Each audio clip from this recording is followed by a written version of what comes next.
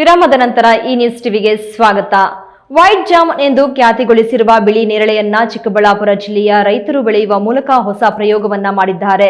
ದೂರದಿಂದ ನೋಡಿದ್ರೆ ದ್ರಾಕ್ಷಿಯಂತೆ ಕಾಣುವ ಬಿಳಿ ನೇರಳೆ ಹಣ್ಣು ಬಾಯಿಗೆ ಹಾಕೊಂಡ್ರೆ ಇನ್ನಷ್ಟು ಮತ್ತಷ್ಟು ತಿನ್ಬೇಕನ್ಸುತ್ತೆ.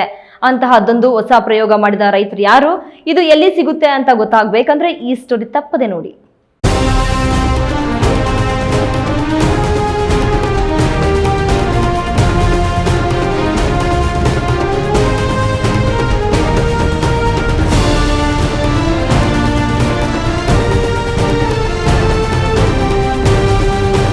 ವೈಟ್ ಜಾಮೂನ್ ಎಂದೇ ಕರೆಯುವ ಬಿಳಿ ನೇರಳೆ ಹೇಗ್ ಬಿಟ್ಟಿದೆ ನೋಡಿ.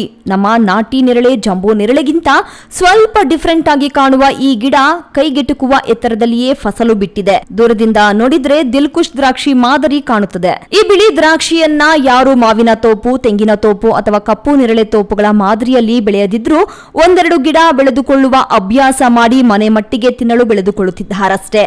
ಆದರೆ ಇದನ್ನ ವಾಣಿಜ್ಯ ಬೆಳೆಯಾಗಿ ಯಾರು ಬೆಳೆದಿಲ್ಲ ಎಂದು ತೋಟಗಾರಿಕೆ ಇಲಾಖೆಯ ಅಧಿಕಾರಿಗಳು ಹೇಳುತ್ತಿದ್ದಾರೆ. ಇನ್ನು ಈ ವೈಟ್ ಜಾಮೂನ್ ಬೆಳೆಯುವ ಹೊಸ ಪ್ರಯೋಗವನ್ನ ನಮ್ಮ ಜಿಲ್ಲೆಯ ಕೆಲವು ರೈತರು ಪ್ರಾರಂಭಿಸಿದ್ದಾರೆ. ಚಿಂತಾಮಣಿ ತಾಲೂಕು ಕೆ ರಾಘುಘಟ್ಟಹಳ್ಳಿ ಪಂಚಾಯಿತಿ ಯಸಲಗಾರಹಳ್ಳಿ ವೈಕೆ ಶ್ರೀನಿವಾಸ್ ಎಂಬುವವರು ತಮ್ಮ 1 ಎಕರೆ ಪ್ರದೇಶದಲ್ಲಿ ಬೆಳೆದಿರುವ ಕಪ್ಪು ನೇರಳೆ ತೋಪಿನಲ್ಲಿ ಬಿಳಿ ನೇರಳೆಯನ್ನ 5-6 ಮರಗಳನ್ನ ಬೆಳೆಸಿದ್ದಾರೆ. 3 ವರ್ಷಕ್ಕೆ ಫಸಲು ಬಿಟ್ಟು ಅದರ ರುಚಿ ಕಂಡ ಶ್ರೀನಿವಾಸ್ ಕುಟುಂಬ ಇತರರಿಗೂ ಇದರ ರುಚಿ ಹತ್ತಿಸಿ ಡಿಮ್ಯಾಂಡ್ ಕ್ರಿಯೇಟ್ ಮಾಡಿಕೊಂಡಿದ್ದಾರೆ. ಇನ್ನು ಚಿಕ್ಕಬಳ್ಳಾಪುರ ಜಿಲ್ಲೆಯ ಪ್ರಗತಿಪರ ರೈತ ರಾಜ್ಯ ಸರ್ಕಾರದ ಗ್ಯಾರಂಟಿಗಳ ಅನುಷ್ಠಾನ ಸಮಿತಿ ಜಿಲ್ಲಾಧ್ಯಕ್ಷ ಯಲವಹಳ್ಳಿ ರಮೇಶ್ ತನ್ನ ಮನೆಯ ಕಾಂಪೌಂಡ್ನಲ್ಲಿ ಹಲವು ಬಗೆಯ ಹೊಸ ತಳಿಗಳನ್ನು ಬೆಳೆದು ಅದರಲ್ಲಿ ಬಿಳಿ ನೇರಳೆ ಗಿಡವೊಂದನ್ನು ಬೆಳೆದು ಅದರಲ್ಲಿ ಬಿಡುತ್ತಿರುವ ಹಣ್ಣು ತಿಂದು ಅವರು ಆಶ್ಚರ್ಯಕರ ಅನುಭವವನ್ನು ಹಂಚಿಕೊಂಡಿದ್ದಾರೆ. ಇಲ್ಲ, ನಾನು ಇದನ್ನ ಇನ್ನೊಂದಷ್ಟು ಗಿಡ ಹಾಕಿ ಅದು ಮಾರ್ಕೆಟಿಂಗು ಹೆಂಗೆ ಅಂತ ಹೇಳ್ಬಿಟ್ಟು ನಾನು ಇದರಲ್ಲಿ ನೋಡಿದೆ. ಹಣ್ಣು ಎಲೆ ಬ್ಯಾಸ್ಕೆಟ್ ಅಂತ ಒಂದು ಮಾಲ್ ಇದೆ, ಅಲ್ಲಿ ಹಣ್ಣುಗಳು ಎಲ್ಲನೂ ಅಲ್ಲಿ ತರಕ್ಕೆ ಹೋಗ್ತೀನಿ. ಅಲ್ಲಿ ನೋಡಿದೆ ನಾನು ಇದೂ ಮಲ್ಬೆರಿ. ಆಮೇಲೆ ಇದನ್ನ ನರ್ಸರಿಗಳಲ್ಲಿ ಎನ್ಕ್ವೈರಿ ಮಾಡಿದೆ. ಅವರು ದೇವನಹಳ್ಳಿ ತೇಜ ನರ್ಸರಿ ರಮೇಶ್ ಅವರು ನನಗೆ ತರಿಸ್ಕೊಟ್ರು ಗಿಡಗಳು. ಬಿಳಿ ನೇರಳೆ ಹಣ್ಣಾಗುವ ವೇಳೆ ಸ್ವಲ್ಪ ಗುಲಾಬಿ ಕಲರ್ ತಿರುಗುತ್ತೆ. ಬಾಯಲ್ಲಿ ಇಟ್ಕೊಂಡ್ರೆ ಅಬ್ಬಾ ಜಾಮೂನ್ಗಿಂತಲೂ ರುಚಿಕರವಾಗಿರುತ್ತೆ. ಆ ಹಣ್ಣನ್ನ ತಿಂದವರು ಮಾತ್ರ ಮತ್ತೆ ಮತ್ತೆ ಬೇಕು ಎಂದು ಕೇಳುತ್ತಾರೆ. ಈ ತಳಿಗಿಡವನ್ನ ದೇವನಹಳ್ಳಿ ರಾಜಣ್ಣ ನರ್ಸರಿಯಿಂದ ತರಿಸಿ ಹಾಕಿದ್ದಾರೆ. ಇದನ್ನ ತಿಂದ ಪ್ರತಿಯೊಬ್ಬರೂ ಆ ಗಿಡ ತರಿಸಿಕೊಡಿ, ಇಲ್ಲಾಂದ್ರೆ ಅದರ ಬೀಜ ಹಾಕಿದ್ರೆ ನಾಟುತ್ತಾ ಎಂದೆಲ್ಲ ಕೇಳಿ ಹಣ್ಣು ತಿಂದು ಅದೇ ಬೀಜವನ್ನ ಕವರ್ನಲ್ಲಿ ಹಾಕಿಕೊಂಡು ಹೋಗಿದ್ದಾರೆ. ಒಂದು ಗಿಡ ಮನೆ ಅಂಗಳದಲ್ಲಿ ಹಾಕಿದ್ದೇನೆ. ಇದನ್ನೇ ನಮ್ಮ ತೋಟದ ಅರ್ಧ ಎಕರೆ ಜಾಗದಲ್ಲಿ ಬೆಳೆದು ಮೊದಲ ಪ್ರಯೋಗಕ್ಕೆ ನಾನೇ ಕಾರಣವಾಗಬೇಕೆಂದಿದ್ದೇನೆ ಎಂದು ಯಲವಹಳ್ಳಿ ರಮೇಶ್ ಹೇಳಿದ್ದಾರೆ ನೋಡಿ.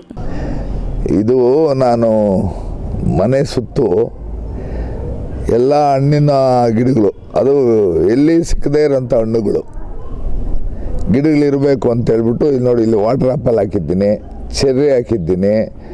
ಆಮೇಲಿಂದ ಇದು ತೈವಾನ್ ಚೇಪೆ, ಅದು BP-ಗೆ ಎಲ್ಲ ಆಯುರ್ವೇದಿಕ್ ಮೆಡಿಸಿನ್ಗಳಿದ್ದಂಗೆ ಈ ಹಣ್ಣು ಗಿಡಗಳೆಲ್ಲ. ಆಮೇಲೆ ಅದು ಮಿಡಿ ಮಾವಿನಕಾಯಿ. ಆಮೇಲೆ ನೀವು ಹೇಳಿದ್ದೀಗ ನೇರಳೆ, ಬಿಳಿ ನೇರಳೆ, ಅದು ತೈವಾನ್ ವೆರೈಟಿ. ಕಪ್ಪು ನೇರಳೆ 4-5 ಹಣ್ಣು ತಿಂದ ತಕ್ಷಣ ಒಗರೆನಿಸುತ್ತೆ, ನಾಲ್ಗೆ ದಪ್ಪವಾದಂತೆ ಅನಿಸುತ್ತದೆ. ಅದೆಲ್ಲವನ್ನೂ ಹಿಂದಕ್ಕಿ ಬಿಳಿ ನೇರಳೆ ಜಾಮೂನ್ ತಿಂದಂತಹ ಅನುಭವ ನೀಡುತ್ತದೆ. ಇದನ್ನ ಬೆಳೆಯಲು ಖರ್ಚು ಕಡಿಮೆ, 3ನೇ ವರ್ಷಕ್ಕೆ ಫಸಲು ಸಿಗುತ್ತೆ.